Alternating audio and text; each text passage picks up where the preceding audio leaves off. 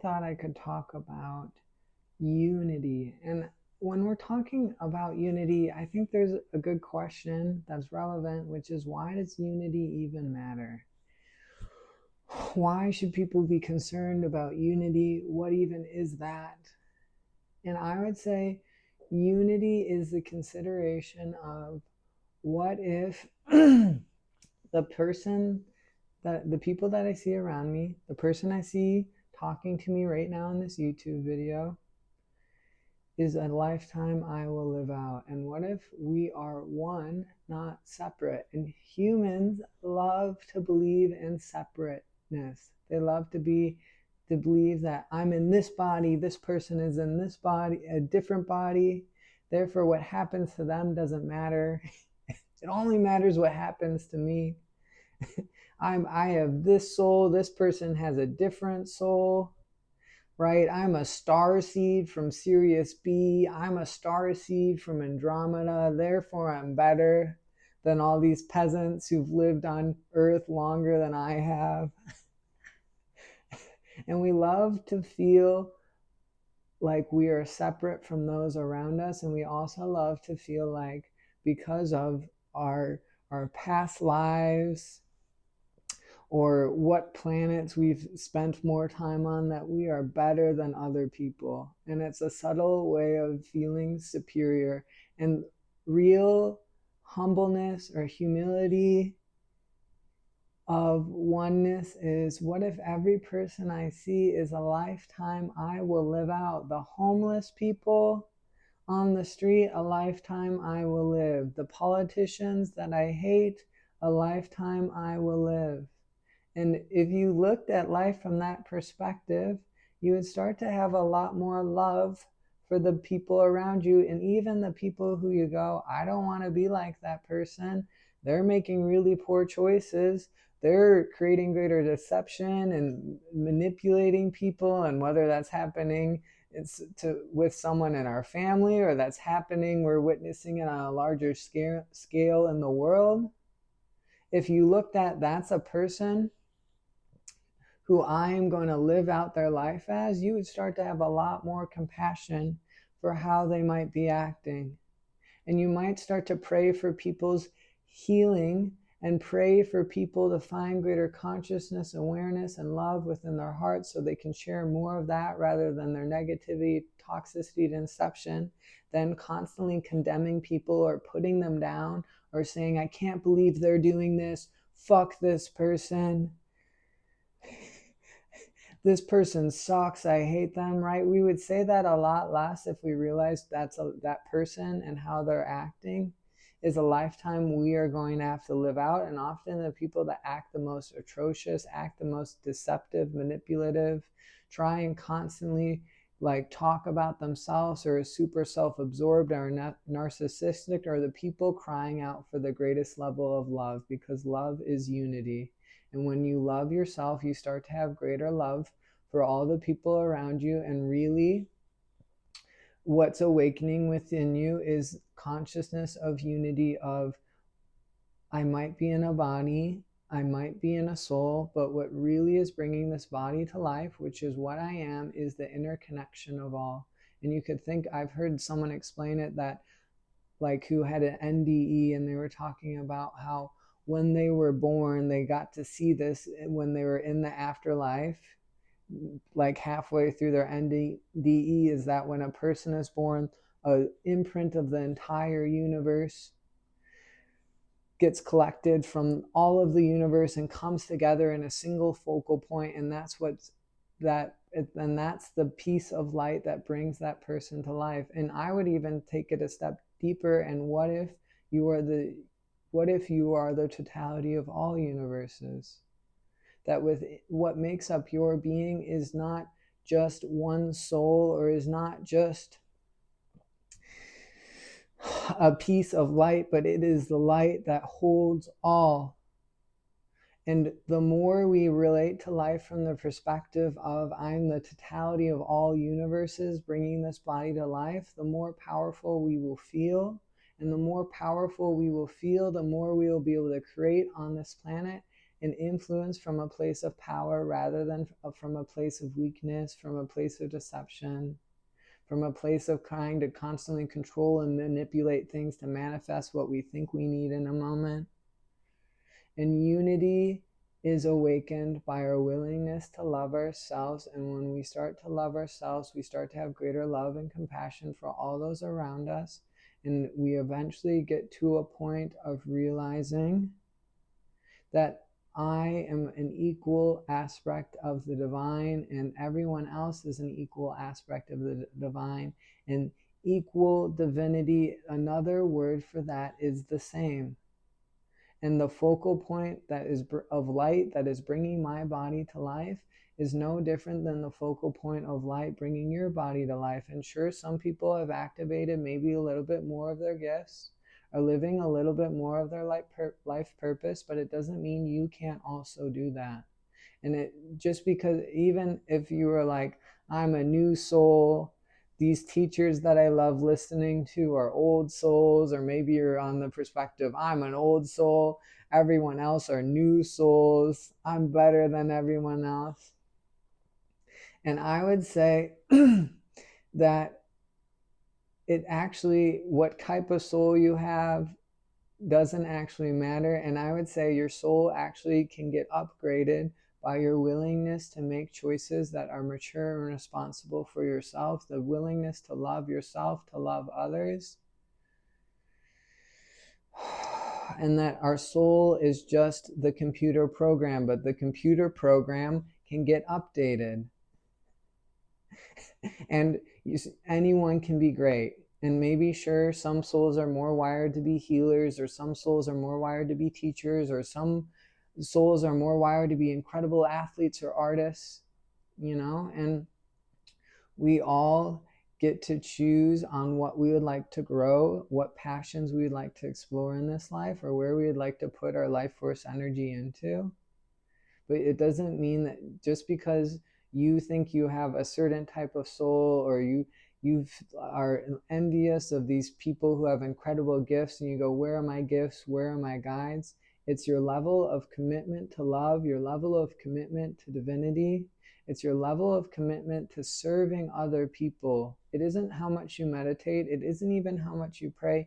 It's how much are you willing to go out of the way to help those around you? How much are you going to be committed to making your life better and making the life of those you know better? And maybe that's just giving a listening ear. Maybe that's just being respectful and kind to people that aren't respectful and kind.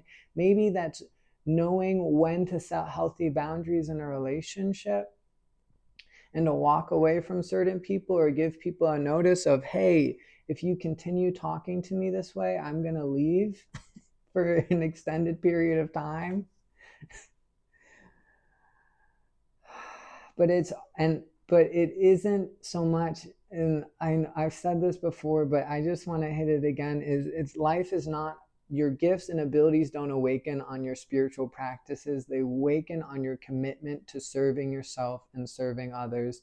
And yes, you will still need to take care of your needs and make sure that your battery is full or somewhat full to help those around you.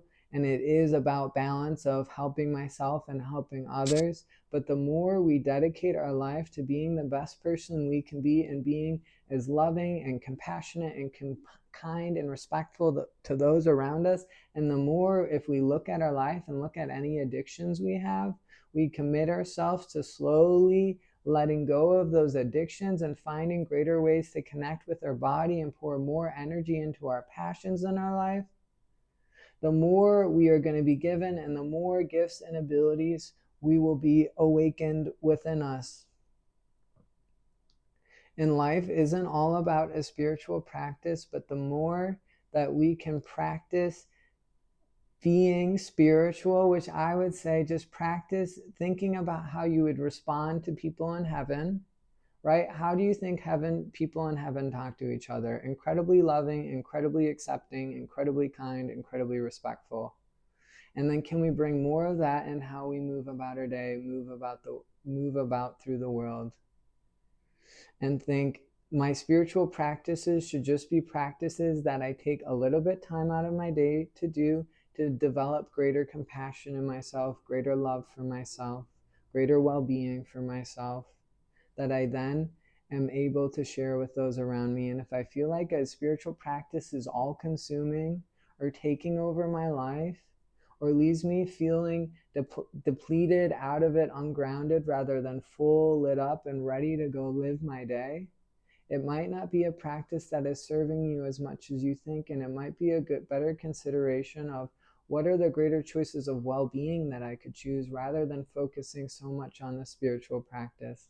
And I'm getting a little carried away now, but to bring it back to unity, if you want a good analogy for unity, I think I started this example and then I didn't finish it, but you can think about your body as, like, to relate to this as like just a way to help you understand it, is our body is almost like the computer, and our soul or our past experiences we can think of as the computer program, and we get to choose how much we are aligned with the computer program of our soul, or how much we're aligned with the computer program of our past unworthiness, pain, hurt, trauma, and abuse, by our willingness to love ourselves, by our willingness to care for ourselves, by our willingness to do practices of meditation or prayer for maybe like 20 to 20, like meditation, like really all you need is like 20 minutes once or twice a day. If you're doing prayer, I'm a big fan of praying like as I do things. As I walk to the train, as I ride the train, like I very much allow prayer to happen when I'm in motion, rather than sitting in silence and praying, because then I'm still able to get things done during my day. And our whatever we choose, and honestly our soul is just well-being, and whatever we're doing to cultivate greater well-being within us is aligning us more with our soul and less of our past hate and trauma. Because when we were hurt, when we were traumatized, when we were abused, when we were neglected, we weren't being cared for. And if we anchor just the opposite vibration of care more often for ourselves, with the words we say for ourselves and the actions we take to care for our body, we are going to instantly start to heal our trauma and abuse and neglect, because the opposite clears out the opposite. If you become more like someone who anchors well-being or anchors care for yourself, all the memories where you weren't cared for, where you were hurt and harmed, start to be cleared, because you're now resonating more with care and well-being than you are with hurt or harm. And it's a quick and efficient way to heal. And to finish the example with, so if you're not the computer and you're not the computer program of the soul or of your past experiences, what are you? And I would say, what brings the computer to life? And what brings the computer to life is the electricity. And the electricity within one computer is no better than electricity within another computer, and all electricity is created equal. And you can bring it back to unity of, if what's bringing my body to life is the light or electricity, then the light within me is no different than the light within all. And that is what real unity is the electricity is one. It is connected to all other, we can just as a metaphor, it's connected to all other electricity. And no electricity is better than others. And sure, maybe some computers can hold a little bit more electricity, but that is a practice that person or that computer practiced to be able to do. And it wasn't something that they were made more special, or they were made better than other people. They were just a little bit more committed and devoted to holding a little bit more of their light or more of their electricity in their body by their commitment to care, well-being, and their devotion to the light, and serving themselves and serving others. And I would say that, and even though spiritual practices are great, I would say the fastest way to activate any gift is to start to serve those around you. And if you don't have anyone around you to serve, then praying for the healing of people as you walk past the street, or just saying under your breath that I love you as you walk by people, is a great practice to do as a way of cultivating love and devotion for those around you as you wait for the universe and you take action to try and bring into your life more people that you can help and serve. And it's a practice that I've been doing for quite a while.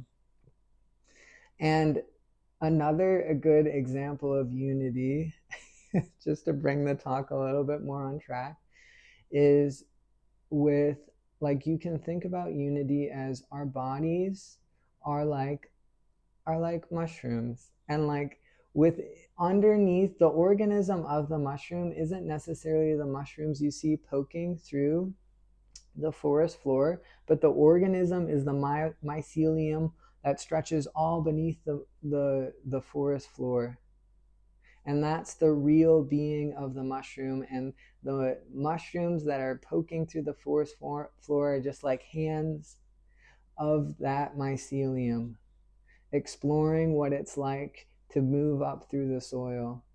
And you can think about our bodies like that. Our bodies are like individualized mushrooms, but what we really are is the interconnection of light, or to bring it back to the example, the interconnection of mycelium. And our interconnection stretches across all of humanity. And when one person is hurt or harmed, whether we are aware of it or not, it affects the whole. And when one person receives greater love or connection or unity, either from other people or from themselves, it affects the whole. And what we really are is focal points of light, but it's our interconnection that is actually what is bringing us to life. It isn't an individualized soul or a separate soul. It isn't us being in separate bodies. And we are all one. Every experience of a human you are seeing, every experience of an animal you are seeing is an animal or human you will live out as. Because we are unity, we are all one, and the light within you is the light within all. The light within this universe is the light within all universes. And if you are wondering what happens in the afterlife, when you die, the light within you goes back up into source, and a new light comes down to carry on the story of that narrative of the soul of whatever lifetime was just lived out by you. And our soul is just like the character arcs of the universe, that a light will live out a lifetime as, and then we'll go back to source, and a new light will come down to continue the character arc of that soul. And I would say the new light that comes down is the same light, and it's also a different light, because in oneness, in every moment a light lives in a body, every moment that is experienced, every pain that is felt, every joy that is had, the light within you is changed. The light within you is constantly changing, constantly expanding, constantly growing by every moment of every experience you have. And when you die, that's another big experience for the light of you to experience. And it changes all lights within all universes instantaneously with every moment of every experience that is lived. And so the light within you is the same light as the light within all beings, but every moment changes the light. And so in every moment you are the same being, and you are a different being because you constantly are changed into new expressions of yourself by the moments you are living. And so we technically only live one moment of one lifetime as a being, because the light is constantly growing and changing with each moment that pass. And so you experience one moment of one lifetime, and you experience all lifetimes at the same time, but every lifetime you experience, the light will experience it as a higher, more up-leveled, different version of itself. And so the light that carries on the character arc after you die and leave this body, and the soul waits for a new light to enter to then experience its next lifetime through, will be a different light, but it will also be the same light, because the light that you are will be changed by the life you lived and the death you experienced at the end of this life. And so therefore, the next lifetime the soul lives out as the light and the light within it, it will be a different light, but it will be the same light of you, just experiencing just as a different, higher, up-leveled version of itself. And so when we're thinking about unity and we're looking at the people around us, how much more loving, how much more compassionate, how much more kind and respectful would we talk about people? Would we go out of our way to help people? Would we serve others if we realize the pain this person is in, the way this person is acting, I'm going to have to experience in another lifetime? And even if I hate certain politicians or certain business people or pharmaceutical companies, and I love to obsess and fixate on how much I hate these people, that negativity and that toxicity starts to fade quite fast when we realize that person is another lifetime we are going to have to experience, as we will have to live as every politician. We will have to live as every CEO of pharmaceutical companies. We will have to live as the worst, most hated people on the planet, and we will also be the most incredible people like Martin Luther King, Jesus. You will live every lifetime. You are already great. You've already done the worst acts this planet has ever seen and the most incredible acts this planet has ever seen. And the universe does not judge. Heaven does not judge. Heaven forgives. Heaven goes, they are learning. Heaven goes, they are finding their way. And sometimes we need to make a giant mess of our life or a giant mess of other people's lives in order to get it right in the next lifetime. And that is the soul's journey. It isn't the light's journey. And anyone can be redeemed into the most incredibly powerful being. No one is destined to be awful forever. And if you even look at your experiences, oftentimes, I know for me, I was a lot more less kind or kind of a shittier person in high school than I am now. And sometimes we need to explore what it feels like to be shitty or to be less kind or to be more lost in addictions, to then be more committed to consciousness, awareness, connection, and loving ourselves. And everyone has their own journey to do that. And some souls and some souls will probably, I'd say every soul will live out a fair amount of lifetimes getting it wrong before they get it right. And our commitment to serving others can help awaken people out of them getting it wrong a little quicker. And it's why Jesus said, serve people like you would, or speak to people how you want to be, treat people how you want to be treated, but I like serve people how you want to be served. And can we be focused on bringing greater love and connection to those around us as a way of spreading greater love across this planet and helping? And when we uplift one person, we are equally uplifted. The prayers and blessings you say for others are prayers and blessings you equally receive, because every prayer and blessing passes through you first before going out to them. And when you care or love for another person, you are equally cared and loved for. And sure, that we need to take time to make sure we are also connecting to ourselves alone and we have time to recharge by ourselves. And we are mindful that we can only give to ourselves, we can only give to others what we give to ourselves. But when we are willing to lead our life with love and say, how much more deeply can I be loving and appreciative of those around me? How much more can I fill up other people's buckets? Because I recognize if I fill up one person's bucket, they are going to be more bright, happy, and loving to then share that upliftment with the people they're connected to. And it's how we're going to create real change on the planet, is getting everyone to a place of deeper self-love, deeper connection with themselves, that there will be less and less room and space for negativity and toxicity and unconsciousness on the planet. And it starts with a few, and the few help awaken that more in all. And the question is, how much are you willing to be devoted to loving yourself, to serving the kindness, love, and respect within others, and being as compassionate and merciful and forgiving as you can, while still making sure you're taking care of your own needs and setting boundaries when you need to, and making sure that you're still in supportive environments and not being mistreated or abused. And if we manifest someone who's disrespectful, we didn't manifest it. Just might be someone who's having a rough year or having a rough lifetime or a rough day. And we don't have to say it's our fault for that happening, but it's just a person to communicate how we would like to be treated about, and then walking away, or then removing ourselves. Or maybe we communicate how we'd like to be treated and give them a chance to change and see if they're able to meet our expectations.